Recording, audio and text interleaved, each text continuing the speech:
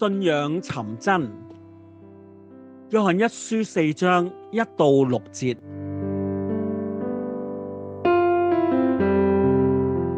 多年前，我喺一個婚禮鬧過一次尷尬場面。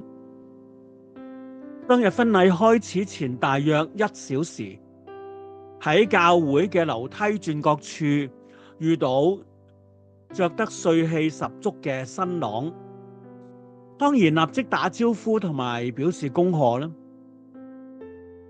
豈料佢話：牧師，你太客氣啦，今日結婚嘅唔係我。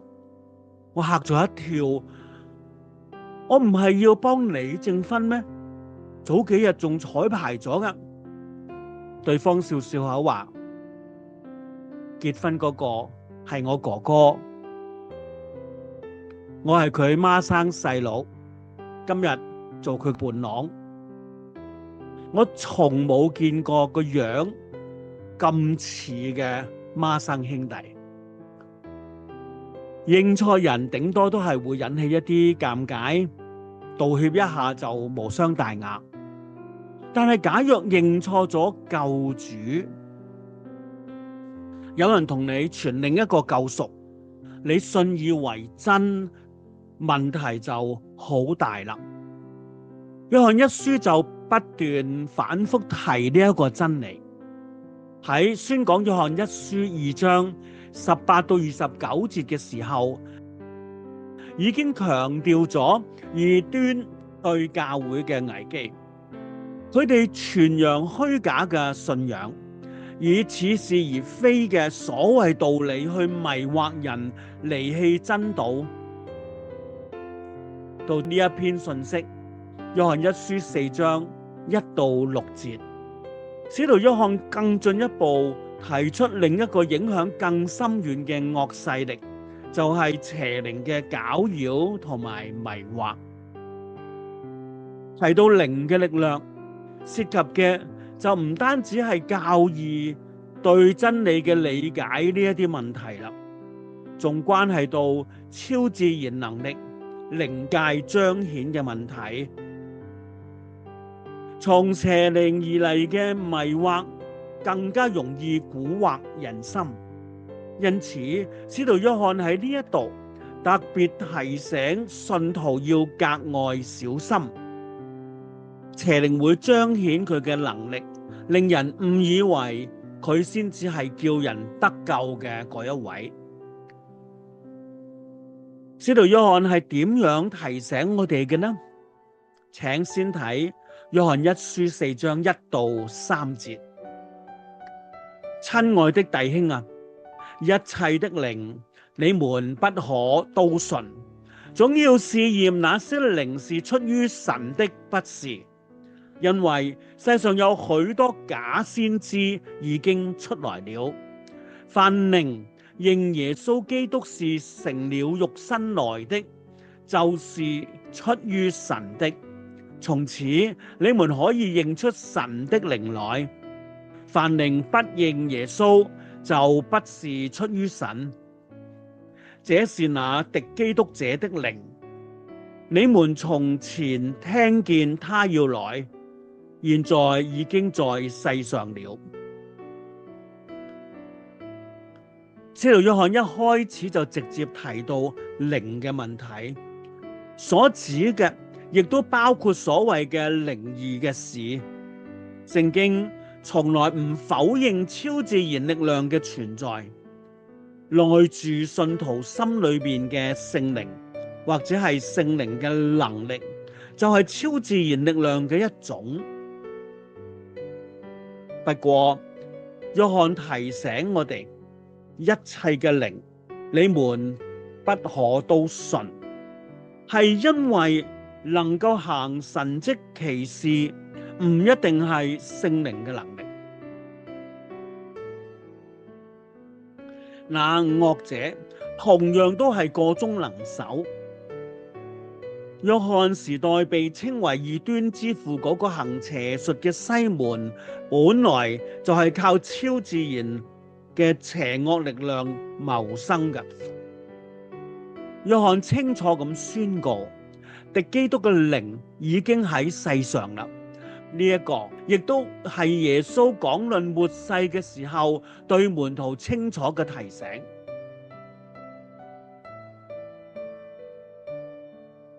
馬太福音24章記耶穌提出有假冒佢名嚟嘅假基督，亦都有假先知出嚟迷惑人，佢哋甚至會行大神蹟、大奇事，連上帝嘅子民都會被迷惑。呢一啲迷惑喺約翰嘅時候會出現，今日都會喺我哋中間。點樣回應咁樣嘅處境呢？約翰提出咗一個重要嘅態度同埋原則。態度係約翰一書4章1節所講，總要試驗那些靈是出於神的，不是。試驗就係分辨睇清楚嘅意思，唔係人云亦云。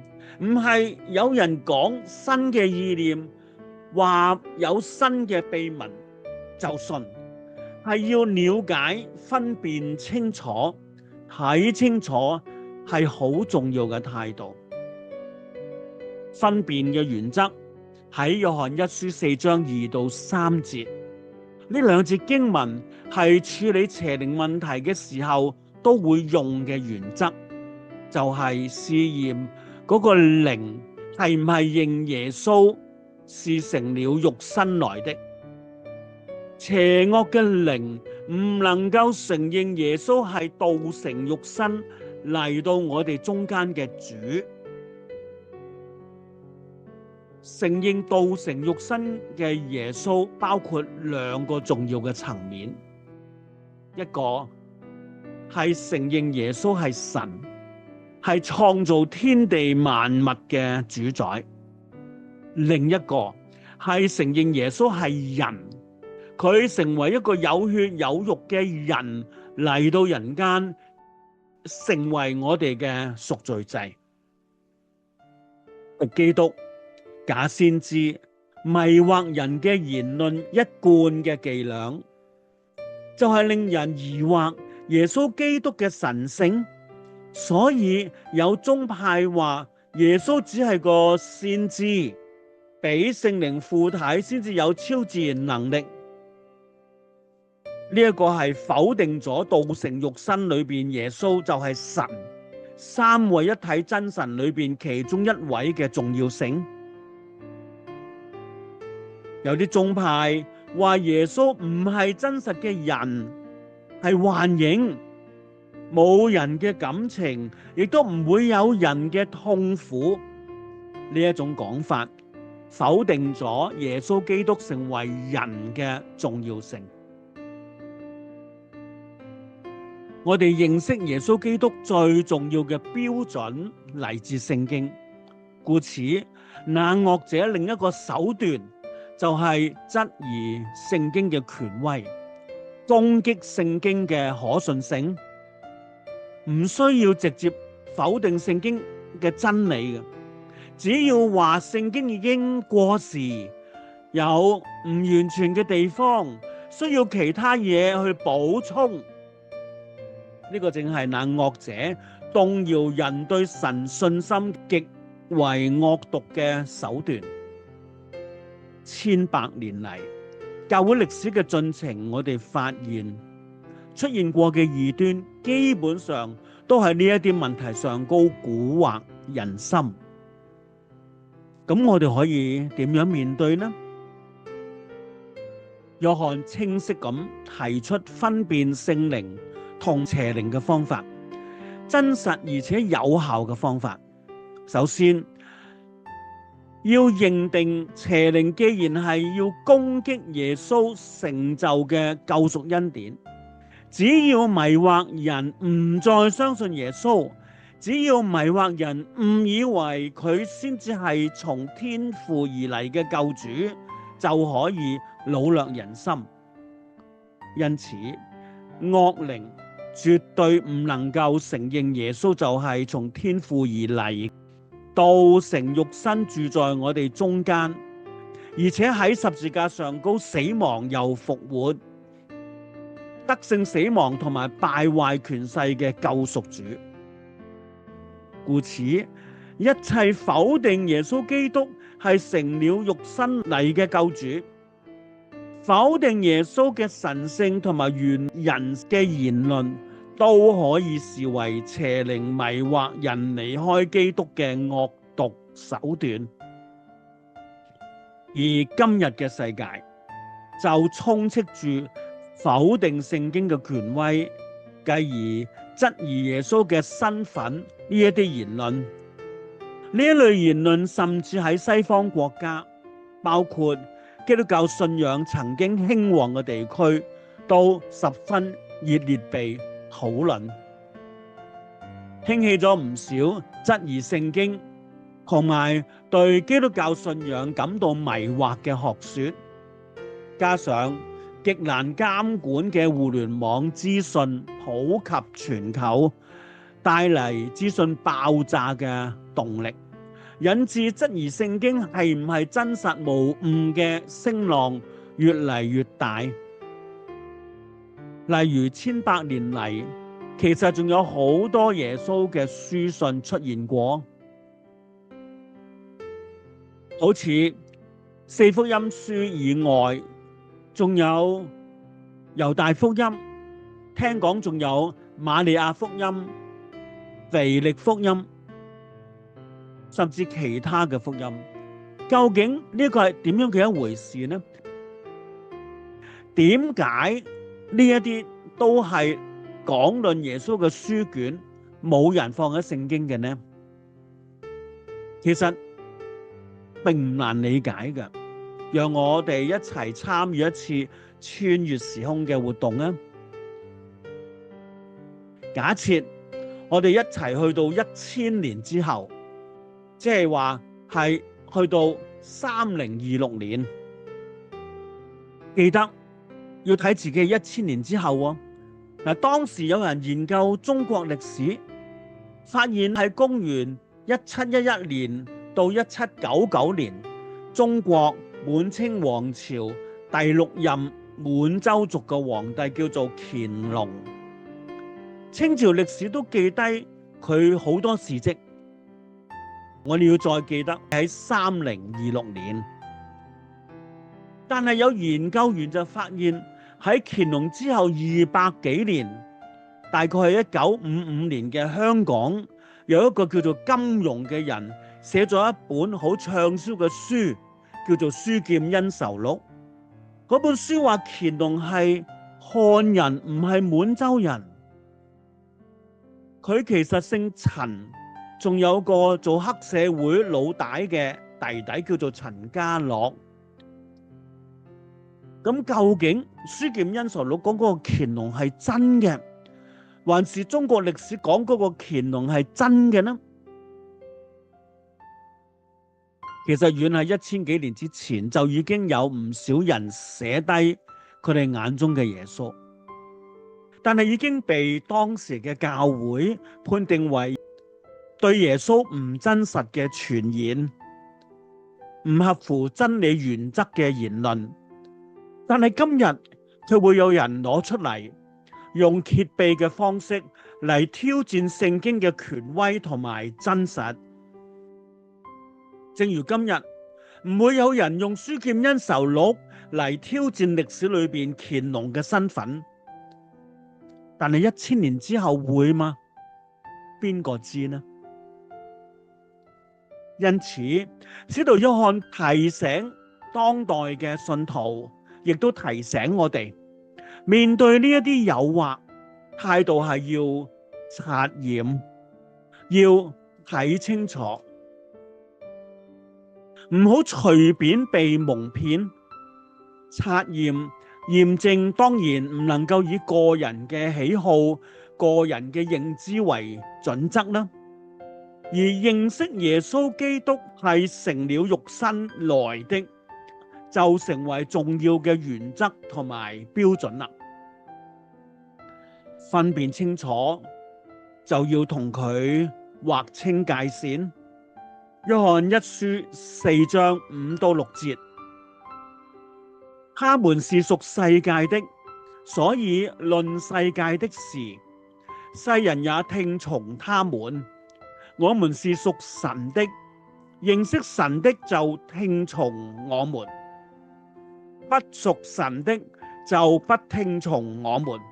從此我們可以認出真理的靈和謬妄的靈來。呢一段經文重申天父兒女同埋魔鬼兒女嘅分別確實係壁壘分明㗎。神嘅兒女可以分辨真理嘅靈同埋謬妄嘅靈。前面第1到第3節已經清楚指出分辨嘅方式，呢度提出一個殘酷嘅現實：世界係聽從那謬妄的靈所指示嘅，因為佢哋屬世界，敵擋天父。世上嘅人都會聽從佢哋，因為世上嘅人或稱係世界都唔認識天父。世界呢一個字第一次出現喺耶穌受試探嘅記載，馬太福音4章8節記，魔鬼帶耶穌去到高山上，將世上萬國嘅榮華都俾耶穌睇。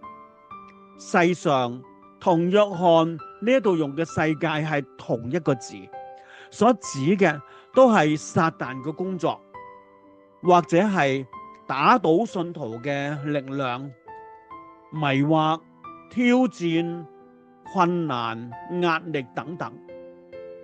講到撒旦嘅攻擊、生活嘅壓力、迷惑、挑戰、困難、無奈等等，都會理解為屬世界嘅事。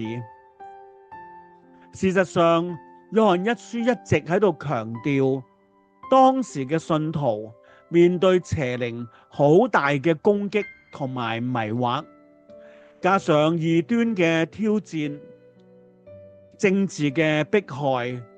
聖經提及屬靈恩賜嘅時候，有一項叫殉道，呢一個恩賜係用嚟建立教會。基督徒殉道成為教會被建立嘅恩賜之一，可想而知，當時教會信徒所面對嘅係點樣嘅處境。今日我哋未必會遇到當年信徒面對嘅處境。我哋中間亦都冇幾多人會有為主殉道嘅想法，但係從屬靈嘅角度睇，咁樣唔等於我哋身處嘅環境好轉咗，唔係等於撒旦嘅攻擊減弱咗，反而係那惡者更加聰明，行事更加惡毒。因為佢最要攻擊嘅唔係我哋嘅肉體，而係我哋嘅靈魂。所以約翰喺約翰一書4章4節提出，信徒要同呢一個敗壞、拒絕上帝嘅世界抗衡嘅時候，要建立一股堅強嘅信心。聖經話：小子們啊，你們是屬神的，並且勝了世界，因為那在你們裏面的，比那在世界的更大。你信呢句話係真㗎嘛？以利沙先知喺呢一方面俾我哋好大嘅安慰同埋盼望。喺列王記下6章就記載咗以下嘅故事。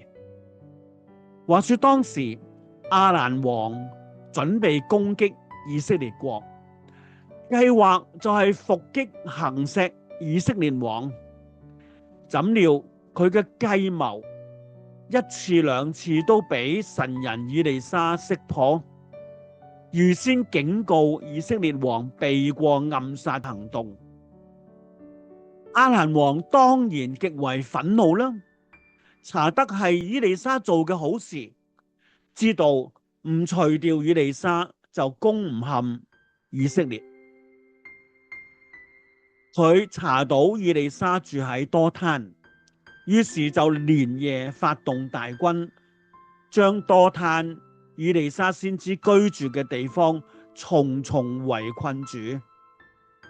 到咗第二日清晨，以利沙一個僕人清早起嚟，準備出門辦事，發現已經被大軍圍困住啦，就大聲話俾以利沙聽：神人啊，我哋今次死定啦，點算啊？以利沙平靜如水咁回應：放心，唔使驚，與我哋同在嘅比佢哋厲害得多啦。於是以利沙祈禱，求主開呢個僕人嘅眼睛。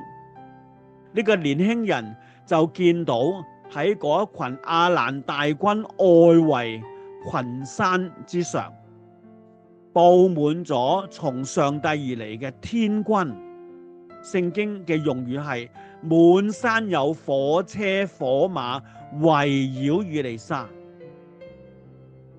故事發展落去，當然就係亞蘭軍隊大敗收場啦。約翰一書4章4節提出一個重要嘅信念，因為那在你們裏面的，比那在世界上的更大。喺信仰上，喺生活嘅環境上，我哋都好似活喺一個冇乜出路嘅處境。但係約翰提醒我哋，呢個係信徒一定要有嘅信念，不移嘅信心，唔變嘅觀念，就係那在你們裏面的，比那在世界上的更大。神喺我哋嘅生命之中，我哋係屬神嘅。各位弟兄姊妹，你堅信呢個信念嗎？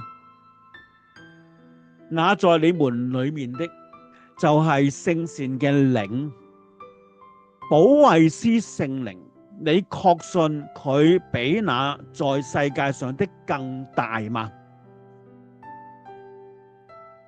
呢個世上嘅，無論係魔鬼嘅攻擊、生活嘅困擾、軟弱、壓力等等，都大嗎？喺你嘅心中，你堅信神嘅能力嗎？喺你嘅心中，仲有啲乜嘢比神嘅能力更大嘅呢？約翰一書4章1到6節，約翰提醒我哋，喺面對那惡者迷惑甚至攻擊嘅時候，要堅守一個態度，就係驗證而唔係盲從，緊握住一個原則，就係耶穌係道成肉身嘅主，所以佢係完全嘅神，又係完全嘅人，佢住喺我哋中間，以此分辨真信仰、假信仰。仲要確信一個信念，就係那在你們裏面的，比那在世界上的更大。今日我哋確實面對資訊爆炸嘅世代，那惡者不斷以似是而非嘅信息衝擊我哋嘅信仰，我哋嘅生命，點樣面對呢？我曾經讀過一本書，或許其中一句話可以俾大家唔錯嘅指引。呢一本書係叫做《毫不留情的信任》，作者叫做萬寧。佢分享寫呢一本書嘅原因嘅時候，其中有一句話，可能亦都道出咗今日唔少基督徒屬靈生命嘅困惑。佢話寫呢一本書嘅靈感始於佢嘅屬靈導師嘅一句評語。佢話：你唔需要對信心有更深入嘅洞見，你所擁有嘅已經足夠你用上300年㗎喇。喺你生命裏邊最迫切嘅需要係信嗰個你已經知道嘅，信你已經相信嘅。呢個正係你係每一個基督徒需要堅守嘅信仰原則。